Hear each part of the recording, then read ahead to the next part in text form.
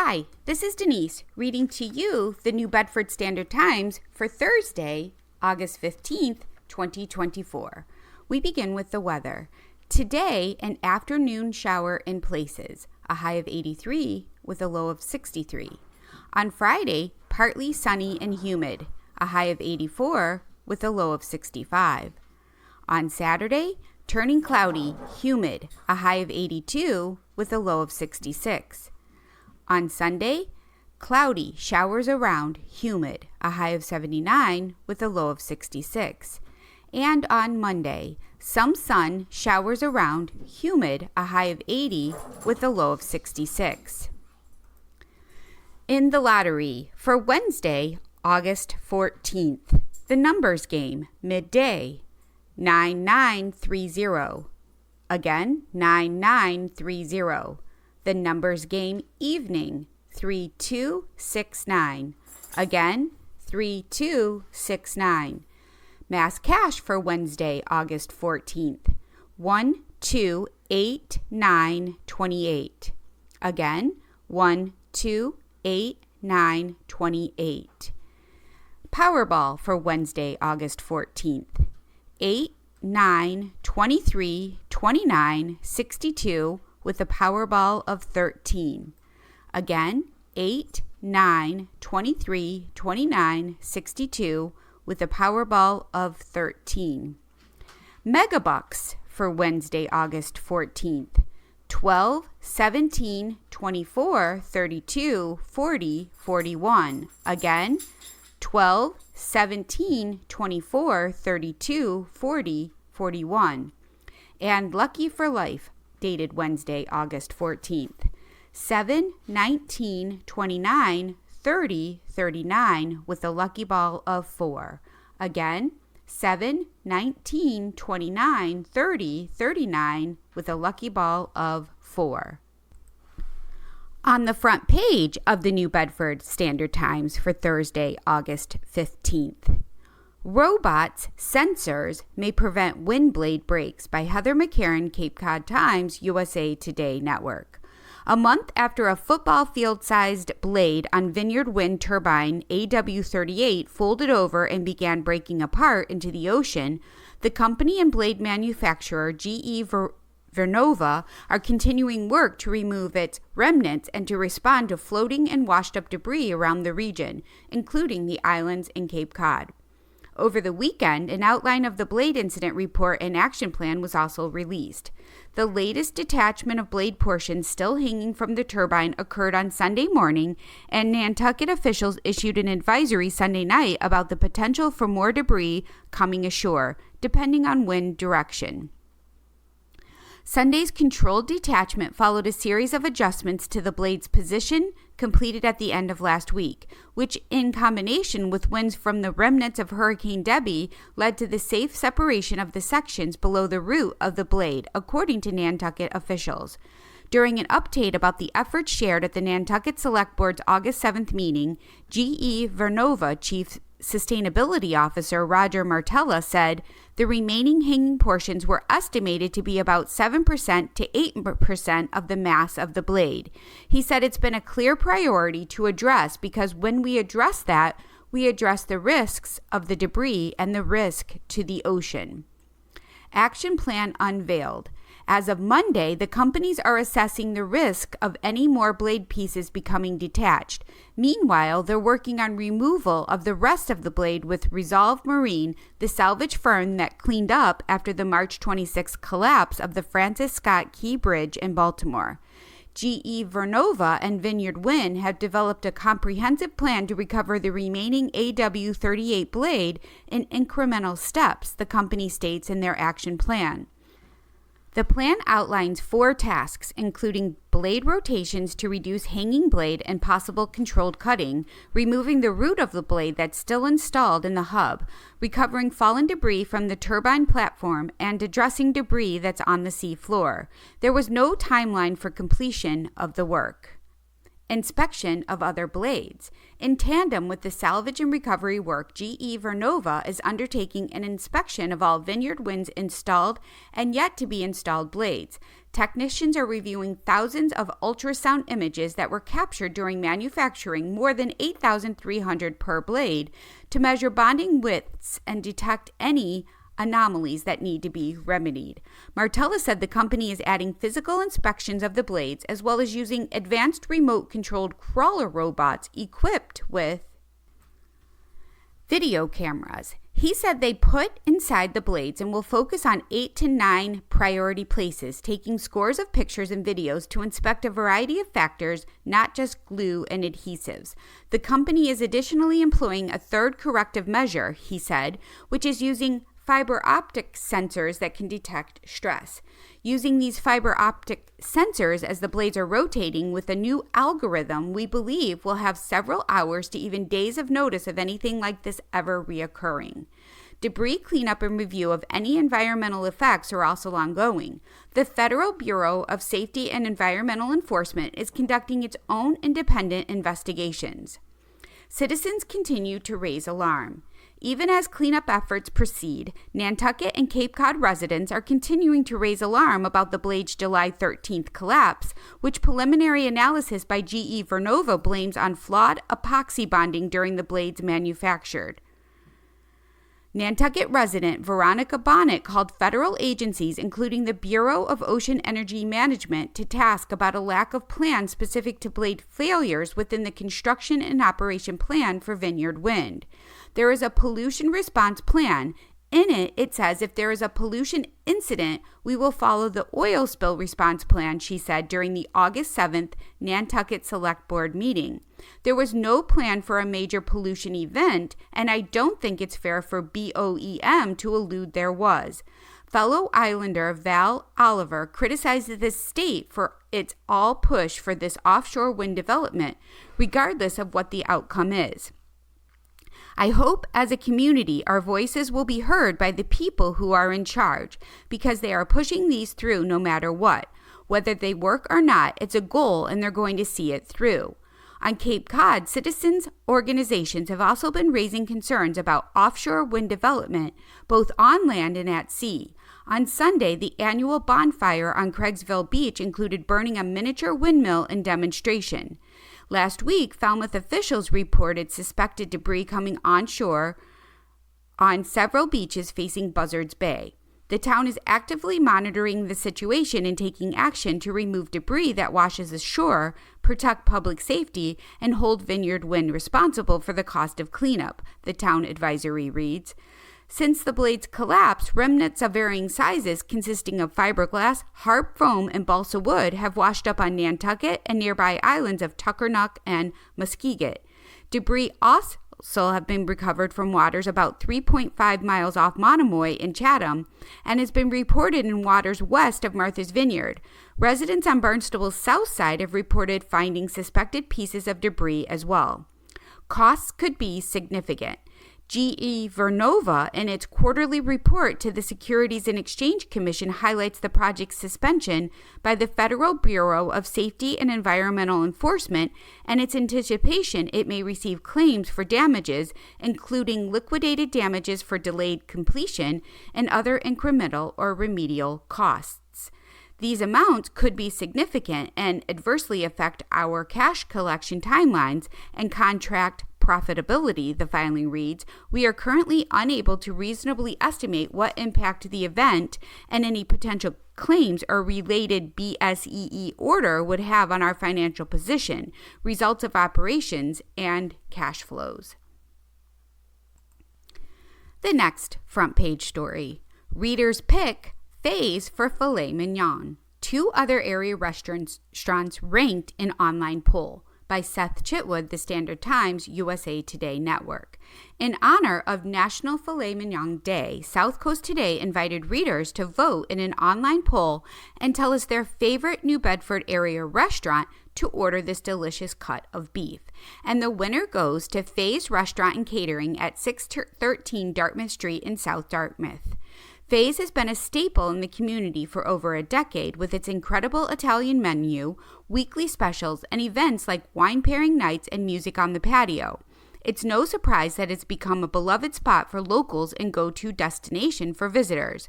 With our menu, we have a filet Oscar, and we also offer a simply grilled filet as a special.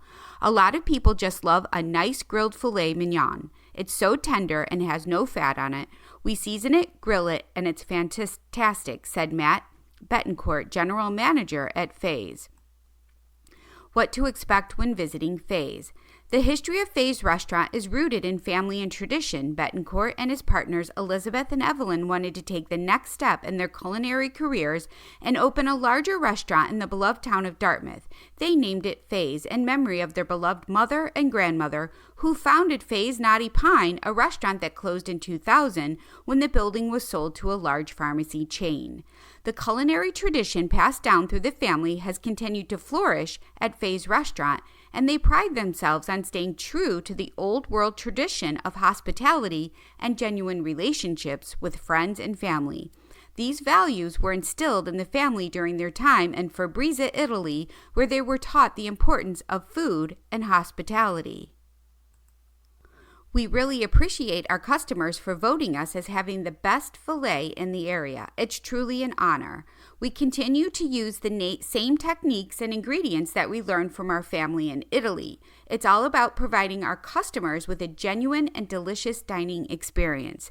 In addition to the renowned filet, Faye's offers a diverse menu with a variety of Italian dishes, as well as weekly specials like Pizza Tuesdays, Wine and Dine Wednesdays, buy 3 get 1 free pizza nights, and appy hours. How other New Bedford area restaurants with filet mignon on the menu ranked. This is how our readers voted in their favorite restaurants in order. Number 2, Mike's Restaurant, located at 390 Huddleston Ave, Fairhaven. Mike's Restaurant was established in 1976, priding itself on serving the highest quality meats and freshest local seafood at affordable prices. This vision has remained the backbone of the restaurant, earning them a reputation as one of the oldest landmarks in Fairhaven. Their welcoming atmosphere has become a gathering place for families and friends to celebrate special occasions. The menu features a 10-ounce center-cut filet, expertly char-grilled to guests' preferred level and served with a choice of soup or salad. Side options include baked potato, linguine, penne, garlic mashed potatoes, rice pilaf, green beans, seasonal squash, coleslaw, pickled beets, applesauce, or even potato chips. Number 3, Bittersweet Farm Restaurant and Tavern, located at 438 Main Street in Westport. Nestled in a cozy tavern atmosphere, Bittersweet Farm offers fireside dining and upscale American cuisine. It is the ideal spot for marking a special occasion, going on a romantic dinner date, or unwinding with drinks and appetizers after a long day of work. Known as The Farm, this restaurant always has something going on. The diverse menu features local raw bar selections, mouth-watering appetizers, comforting soups and salads, and freshly caught seafood. Their filet comes bacon-wrapped, in which diners can select either a tender filet or a beef wrapped in delicious hickory bacon. We've reached the halfway point of today's reading of the New Bedford Standard Times, dated Thursday, August 15th. It's time for the obituaries. The Honorable Patrick J.T. Curran, Ph.D. of Dartmouth. Honorable Patrick J.T. Curran, Ph.D., died on August 11, 2024, in Fall River, Mass., at 92 years old. He met Eileen Gallagher while they studied at Fordham University and were married for 60 years when she died in 2020. In addition to Fordham, he was an alumni of Cardinal Hayes High School, Columbia University, and the University of North Texas. For 27 years, Pat taught social studies to 7th grade students at Islip Middle School in New York. He and Eileen then relocated from Rockville Center, New York to New Mexico, where he was twice elected as magistrate judge for Donna Ana County. After moving to Dartmouth, Pat became a volunteer at the New Bedford Fishing Heritage Center. He is survived by many loved ones and family. In lieu of flowers, donations are requested to the Greater Boston Food Bank or local chapter of the Society of St. Vincent de Paul. A mass of Christian burial will be held on Friday, August 16th at 10 a.m. in the St. Julie Billart Church, 494 Slocum Road, Dartmouth. Relatives and friends are invited. An interment will take place at Holy Cross in Las Cruces at a later date. Back to our stories. New Bedford man's pit stop for a friend results in $4 million lottery jackpot. The Standard Times. Robert J. Austria Jr. of New Bedford won $4 million in the Massachusetts State Lottery's $4 million Monopoly Doubler $10 instant ticket game. Austria chose the cash option on his prize and received a one-time payment of $2,600,000 before taxes. He said he plans on doing some home renovations and helping others with his winnings. He purchased his winning ticket at Jay's Wine and Spirits, 446 Dartmouth Street in New Bedford, while getting a birthday present for a friend. The store will receive a $40,000 bonus for its sale of this ticket. According to the lottery website, there are two $4 million jackpots yet unclaimed. The next story. Students raise money to help homeless in Greater New Bedford. Fairhaven. Thinking outside the classroom, second grade students from Leroy L. Wood Elementary School in Fairhaven got a valuable lesson in community and compassion. This past year, teachers Amy Ignami, Carl Tynan, Tess Tew, and Paula DeSorias helped their students create a school store to learn about money, counting, customer service, and basic economics. The elementary students spent weeks making homemade bracelets to sell along with Smensels and water bottle stickers. Promoting setting up and servicing the store were all a part of this unique venture that allowed students a taste of working in the real world. After everything was sold, the students raised $300 to donate to a charity of their choosing. The highlight of the project was choosing a local charity to donate the profits, instilling a sense of social responsibility and community service in the students. One of the lucky recipients was Works for You Incorporated, a local nonprofit based in New Bedford with the mission of ending homelessness through employment. They were able to use the funds to purchase backpacks and various camping items to fill them up, which were then distributed to individuals who are experiencing homelessness. It is refreshing and inspiring to see our community's children being so well educated about personal finance, business, and economics, while at the same time seeing them give back to their community. Trey Wally, president of Works for You Incorporated, said of the second graders project in the release, "Those kids have enterprising minds, great teachers, and big hearts." FDA upgrades recall of snacks sold across the U.S. by Mike Snyder, USA Today. The Food and Drug Administration has upgraded the recall of about 24 candies and snacks sold at retailers, including Target and Walmart, to its highest level of health hazard. Shoppers will want to check their pantries because some of the products recalled for potential salmonella contamination have best by dates into April of 2025. The candies and snacks sold by Palmer Candy Company of Sioux City, Iowa, were recalled on May 6 because the white candy coating on pretzels, cookies, and other snacks may have been contaminated, according to the FDA. The products were distributed nationwide in Dollar General, Hy-Vee, Target, and Walmart stores and to wholesalers in Alabama, California, Florida, Illinois, Iowa, Kansas, Missouri, Nebraska, North Dakota, Oregon, Pennsylvania, South Carolina, South Dakota, Texas, Virginia, Wisconsin, and Wyoming, the FDA says. Last week, the FDA upgraded the recall of Palmer candy products to a Class 1 level because there is a reasonable probability that the use of or exposure to a volatile product will cause serious adverse health consequences or death, according to the agency's definitions. The recall update was first reported by the Consumer Affairs website. Lower classifications are given when a product may lead to temporary or medically reversible adverse health consequences, Class 2, or the product is unlikely to cause adverse health consequences, Class 3. According to the FDA, at the time of the original recall, Palmer Candy CEO Marty Palmer said production of the products had been halted pending an investigation. The potential problem involved dairy powders provided to the maker of the candy coater. It was a supplier of a supplier, Palmer said. Consumers who have purchased any of the recalled white-coated confectionery items are urged to return them to the place of purchase for a full refund.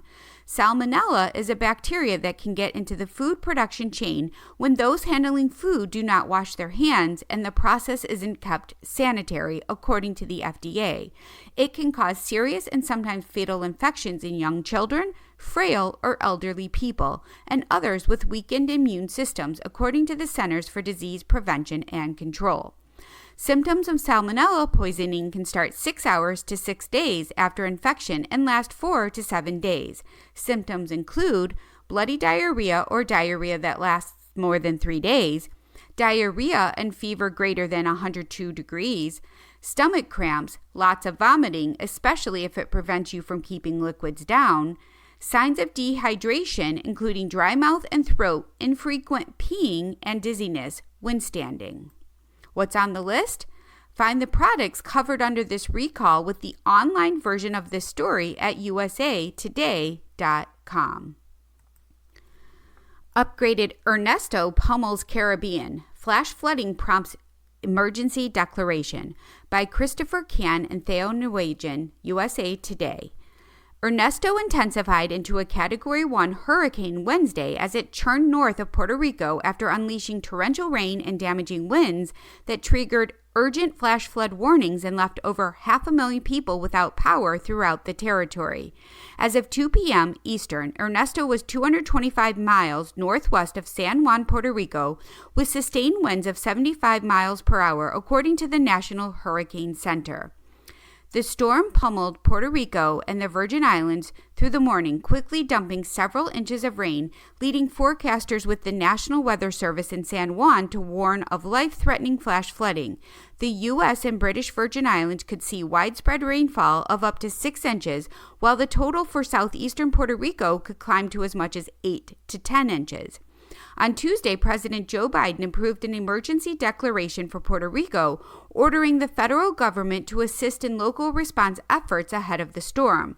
Officials in Puerto Rico closed government offices, shuttered schools, activated the National Guard, and opened hundreds of shelters. Forecasters expected Ernesto to move northward and drift for a few days along the western Atlantic in the direction of Bermuda. It was still 800 miles away Wednesday afternoon, before eventually developing into a major hurricane and remaining far east of the continental U.S. Many without power. More than 720,000 utility customers in Puerto Rico, about half of the total in the U.S. territory, were out of power after Ernesto brought tropical storm-level winds and heavy rain. Cagaos, a major city in east-central Puerto Rico, had the most outages with 167,000 as of Wednesday afternoon, according to the website of Luma Energy, the operator of Puerto Rico's power grid. Luma, which services 1.47 million customers, said 49.7% of them didn't have electricity at that time. The second highest outage total, nearly 151,000 homes and businesses, were recorded in Ponce, a large city of Puerto Rico's southern coast, Luma said. The capital of San Juan had 43,000 outages, or 17% of clients without service, by far the lowest of the 7 regions. Luma Energy on Tuesday said it had coordinated with emergency contractors throughout Puerto Rico to respond to outages, and it encouraged customers to keep their contact information up to date so that they can receive the latest announcements. Blackouts have been commonplace ever since Hurricane Maria destroyed Puerto Rico's power grid in 2017. 2 of the 3 U.S. Virgin Islands, St. John and St. Croix, were completely in the dark Wednesday as officials worked to restore service in the wake of Ernesto.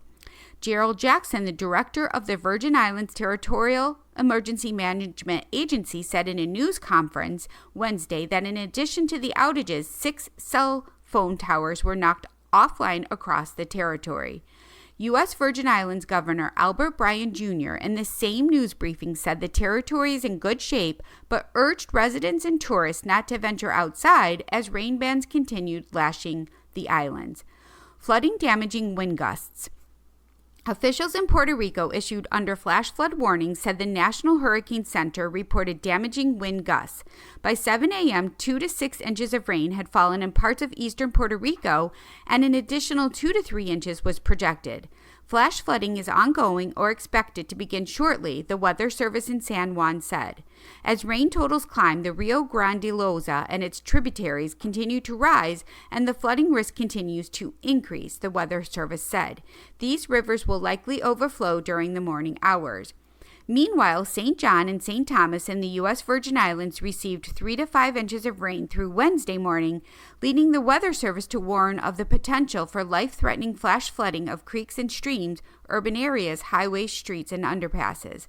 According to the National Weather Service office in San Juan, an 86-mile-per-hour wind gust was recorded in Cupra, a small island off the eastern coast of Puerto Rico.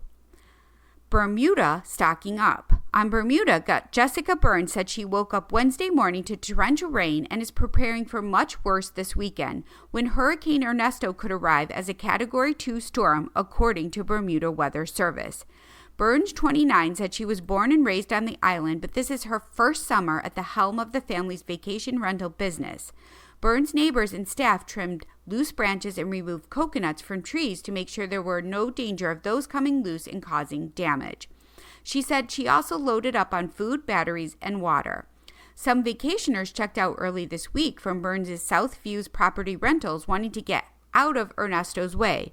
Other guests are hunkering down with staff and were provided an extra night for free to stay safe and dry. While Ernesto isn't expected to hit the mainland U.S., authorities have warned of potentially dangerous beach conditions such as rip currents and rough surf along the nation's Atlantic coast as the storm churns toward Bermuda. In the Coastin' section, things to do: trolley, karaoke, outdoor food patio, free concerts. By Christina Fontes, The Herald News, USA Today.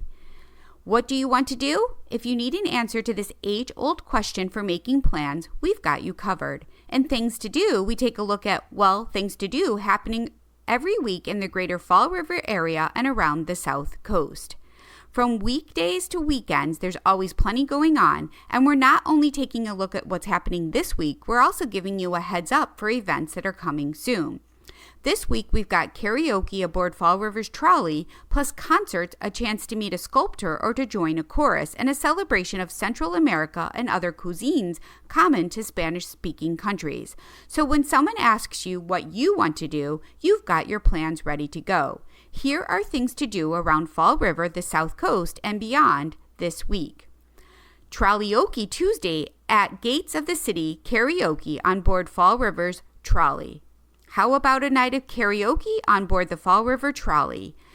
Trolley Oak Tuesdays will take place on Tuesday, August 13th from 5:30 to 8:30 p.m. boarding at the gates of the city. Upcoming concerts at the Narrows Center for the Arts. There are a couple upcoming concerts at the Narrows Center for the Arts, 16 Anawan Street, Fall River. Blues singer-songwriter Sue Foley will be there on Thursday, August 15th from 8 to 10 p.m., Doors open at 7 p.m. Tickets are $33 in advance and $38 on the day of the show.